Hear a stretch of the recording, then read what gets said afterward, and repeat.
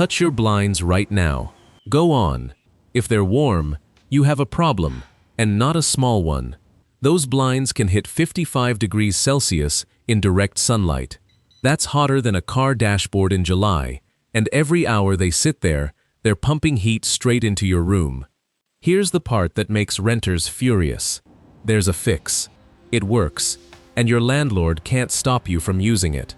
I'm going to show you how to drop your room temperature by several degrees, cut your cooling bill, and do it without drilling a single hole. No permits, no landlord approval, and no risk to your security deposit. All you need is plants, some cheap hardware, and a little bit of science that most people never learn. By the end of this video, you'll know exactly what to buy, where to put it, and which plants actually work. Let's get into it. First, let's talk about why your room gets so hot. Cities are heat traps. Concrete and asphalt soak up sunlight all day and release that heat for hours. That's why a shaded parking spot can feel 20 to 45 degrees Fahrenheit cooler than one sitting in direct sunlight. Trees create shade, and shade creates cooling. But you're a renter. You can't plant a tree outside your window, install exterior shutters, or make changes to the building's facade. Maybe you've already tried the landlord-approved fixes. Reflective film that starts peeling at the corners after a month, a small fan that just pushes hot air around the room, or a window AC unit that spikes your electricity bill as soon as summer arrives. None of these options actually solves the problem, because heat is still pouring through the glass. So what do most people do? They hang up a blind. Unfortunately, blinds are terrible at this job. They don't cool anything. They simply absorb heat and radiate it back into your living room, like a slow oven. That's the trap. You think you're blocking heat, but you're actually storing it. There's a better option. It's called a living curtain. It's exactly what it sounds like. A wall of trailing plants hanging in front of your window and doing the job your blinds were supposed to do. Here's the key difference. Plants don't just block sunlight. They actively cool the air around them. That isn't a marketing claim. It's basic plant biology, and it's honestly amazing once you understand it. Plants sweat through a process scientists call transpiration. Water travels through the plant and escapes through tiny pores in the leaves. When that water changes from a liquid into vapor, it needs energy. That energy comes from the heat surrounding the leaf. The plant literally pulls heat out of the air to power its own sweating. Less heat in the air means a cooler room for you. You already know this feeling. It's why you feel cold when you step out of a shower. Water evaporating from your skin takes heat with it. Plants do this all day, every day, for free. There's one more important factor, and that is the thickness of your leaf coverage. Scientists measure this using something called the leaf area index. It basically measures how many layers of leaves are stacked between the sunlight and your window. The thicker the canopy, the more heat it blocks. Each additional layer of leaf coverage can roughly cut the amount of sunlight passing through by half. That's why one lonely plant, sitting on a shelf, barely makes a difference. A full, layered curtain of trailing vines can stop most of the heat before it ever touches your glass. A single mature tree can release around 100 liters of water every day through its leaves. That cooling power is roughly equal to running 2 home air conditioners continuously. Obviously, you don't have a tree growing in your bedroom, but even one large indoor plant can make a measurable difference. A large leafy plant, such as a philodendron, can release more than a liter of moisture every day. In testing, that can be enough to lower the temperature around it by approximately 1 degree Celsius, while also raising the nearby humidity. One plant can create a 1 degree difference. Multiply that by a full curtain of plants, and the effect quickly begins to stack. Remember those blinds reaching 55 degrees Celsius? In controlled tests, climbing plants covering a window remained below 35 degrees Celsius under the same sunlight. That's a 20-degree difference. Sometimes the temperature of the leaves even drops below the surrounding air temperature. The plant becomes a heat sink instead of a heat source. Your blinds are working against you, while a living curtain works for you. It isn't only the air that cools down either. The wall and window surfaces behind the plants cool down too, sometimes by almost 3 degrees Celsius. That matters because a hot wall continues radiating heat toward you even after the air conditioner turns on. Cool the surface, and the entire room feels more comfortable. The science checks out. Now the real question is how you can build a living curtain in a rental without breaking your lease. You need 3 things: a support structure that doesn't touch anything permanent, the right plants for your light and effort level, and a watering system that won't flood your windowsill. The simplest support option is a tension rod. These rods use spring pressure instead of screws to hold themselves inside your window frame. Don't hang pots directly from the rod because that makes watering difficult. Instead, use S-hooks, like the ones commonly used in kitchens, to hang macrame slings or lightweight pots. You can lift each plant off the rod, water it in the sink, and hang it back up. No spills and no stains on your windowsill. For larger windows, you can use floor-to-ceiling tension poles. Think of them as shower caddies designed to hold trailing plants from top to bottom. These usually cost between $10 and $20 at a hardware store, and installation takes about 5 minutes. You don't need tools, and there's no mess when you move out. Another excellent option is a heavy-duty clothing rack. Choose the type designed to hold 50 to 100 pounds of winter clothing. That strength makes it perfect for supporting pots that become heavy after watering. Put the rack on wheels, and you now have a mobile living curtain. Roll it in front of the window when intense afternoon sunlight arrives, and roll it away during winter when you actually want the sunlight to warm your home. There's no contact with the walls, no landlord issues, and you have complete flexibility.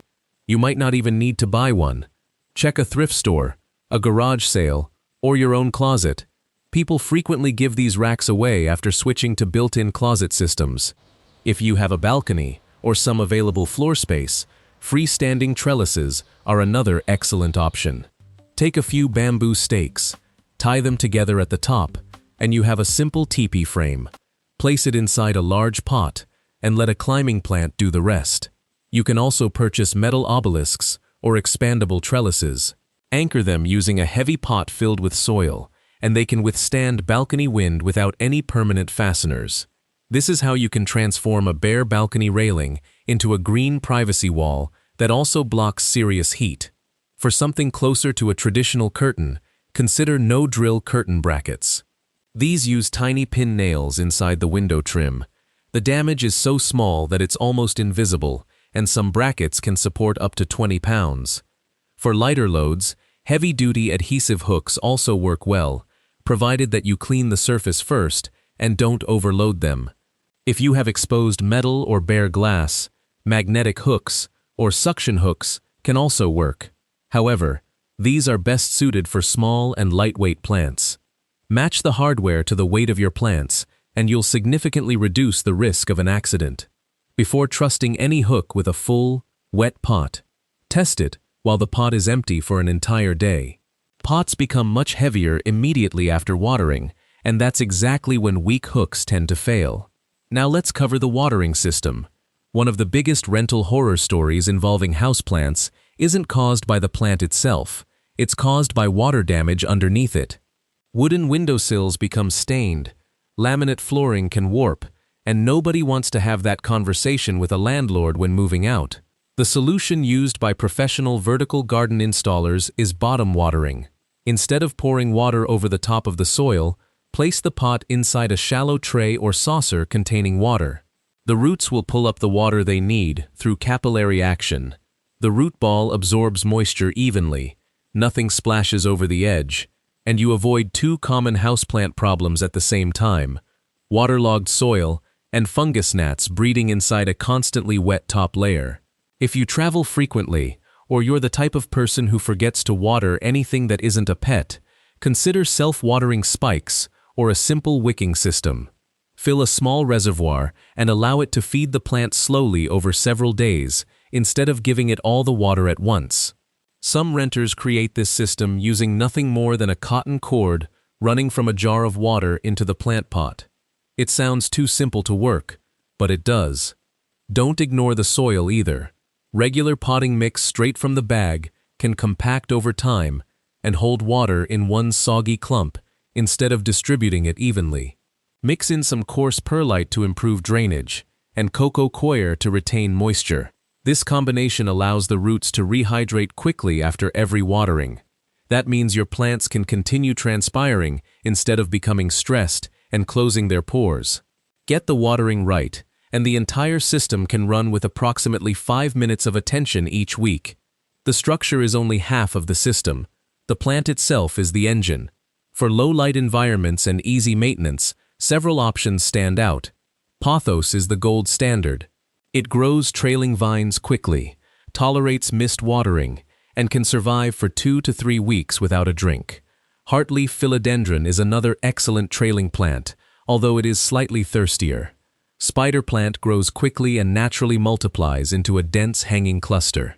For serious leaf coverage, Monstera provides large leaves and strong moisture release, although it needs a sturdy pole for support. If your space receives almost no light, the ZZ plant is nearly indestructible. However, it won't provide as much cooling because it stores water instead of releasing large amounts of it. For all of these plants, avoid using plain potting soil by itself when possible. Mix in coarse perlite for drainage and a little coco coir for moisture retention. This combination helps roots absorb water quickly after every watering, allowing your plants to recover faster and continue transpiring instead of becoming stressed. Pothos deserves special attention because it grows quickly enough to cover a window within a few months. It tolerates neglect better than almost any other houseplant, and in addition to its cooling effect, it can pull pollutants, such as formaldehyde, from indoor air. If you're only going to try one plant from this list, start with Pothos. It's inexpensive, forgiving, and effective. Indoor plants can scorch quickly when exposed to direct outdoor sunlight, so balconies require tougher species. Bougainvillea can tolerate extreme heat, sometimes reaching 48 degrees Celsius without serious difficulty. Jasmine climbs well and produces an incredible fragrance while it grows. Trumpet vine grows aggressively, so make sure you give it enough space. Morning glory is a fast-growing annual option if you need quick coverage for a single summer. Oleander is also extremely heat-tolerant. However, it is toxic when ingested, so avoid it if you have pets or young children. There's one mistake that can quietly destroy the entire system, and almost nobody talks about it. When a potted plant becomes too dry, it protects itself by closing its pores.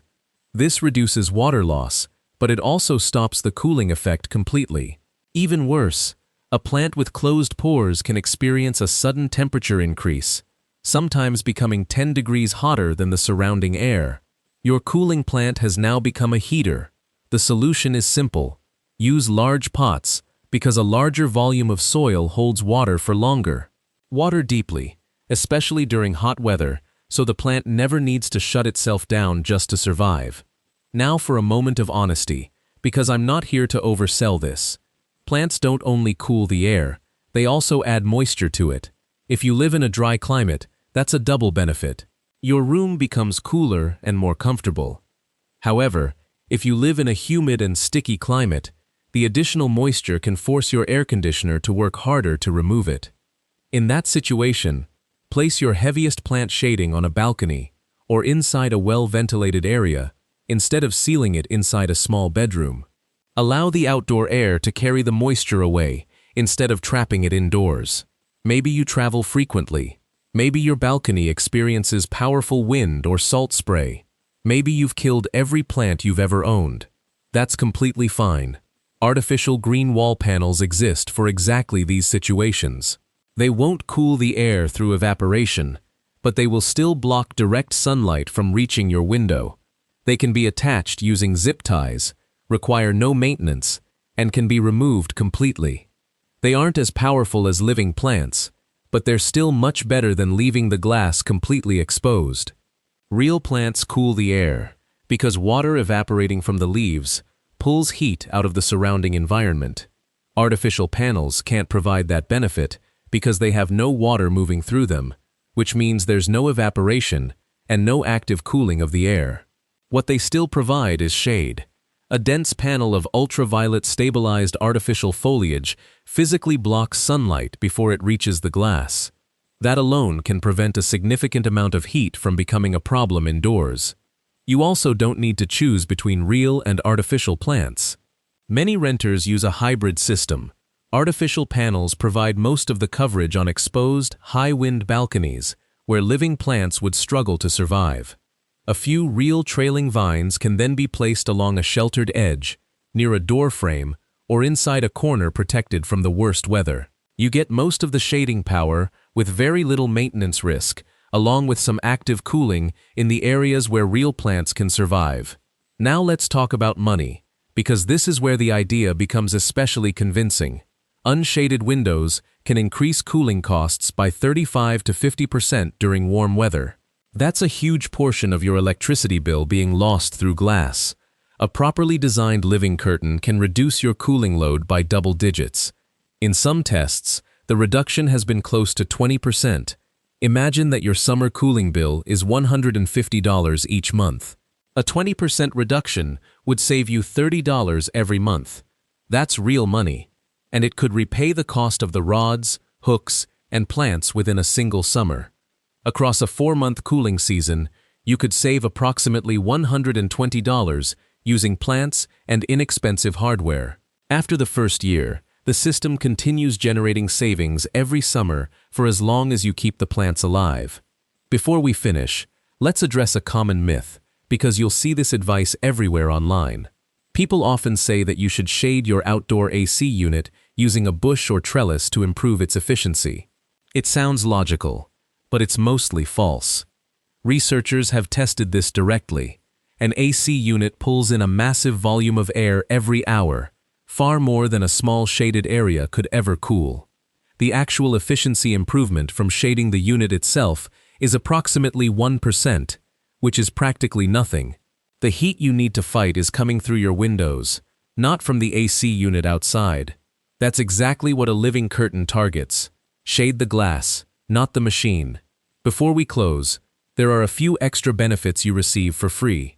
Better air quality is at the top of the list. Pothos and spider plants can pull common indoor pollutants, including formaldehyde, toluene, and xylene, from the surrounding air. These are some of the same substances released by paint, furniture, and cleaning products. If you're covering a bedroom window, consider adding a snake plant to the setup. It photosynthesizes on a different schedule from many other plants, allowing it to release oxygen at night instead of only during the day. This makes it one of the better plants to keep inside a room where you sleep. Improved humidity is another benefit.